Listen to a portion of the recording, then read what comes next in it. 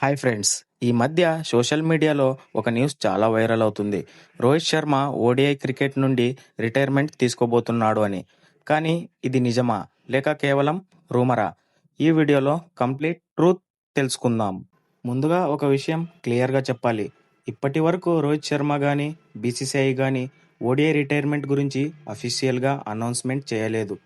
Social media posts, YouTube thumbnails చూసి చాలామంది ఇది నిజమే అని నమ్ముంటారు. కానీ అఫీషియల్ కన్ఫర్మేషన్ మాత్రం లేదు. రోహిత్ శర్మ ఇండియా ఓడిఐ హిస్టరీలో గ్రేటెస్ట్ బ్యాట్స్మెన్లో ఒకడు. ఓడిఐలో 3 double centuries, highest individual score 264 runs, ఎన్నో match winning innings, successful captaincy.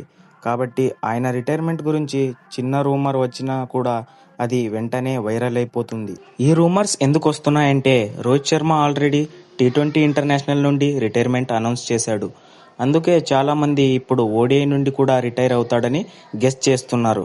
కానీ ఇది కేవలం స్పెక్యులేషన్ మాత్రమే. అఫీషియల్గా ఎవరూ కన్ఫర్మ్ చేయలేదు. ఫ్యూచర్లో రోహిత్ శర్మ ఎప్పుడు రిటైర్మెంట్ అనౌన్స్ చేశాడో ఇప్పుడే చెప్పలేం. అది తన డిసిజన్ మరియు బీసీసీఐ ప్లాన్స్ మీద డిపెండ్ అవుతుంది. అఫీషియల్ అనౌన్స్మెంట్ వచ్చిన తర్వాత మాత్రమే ఇది నిజం అని చెప్పొచ్చు. సో ఫ్రెండ్స్, ప్రస్తుతం Rohit Sharma ODI retirement announce చేయలేదు. కాబట్టి సోషల్ మీడియా రూమర్స్ని నమ్మకండి. అఫీషియల్ అప్డేట్స్ కోసం వెయిట్ చేద్దాం. మీకు రోహిత్ శర్మ ఇంకా ఎన్ని సంవత్సరాలు ఓడిఐ ఆడాలనిపిస్తుందో కామెంట్లో చెప్పండి. వీడియో నచ్చితే లైక్ చేయండి, ఛానల్ని సబ్స్క్రైబ్ చేసుకోండి. మళ్ళీ నెక్స్ట్ ఇంట్రెస్టింగ్ క్రికెట్ అప్డేట్తో కలుద్దాం.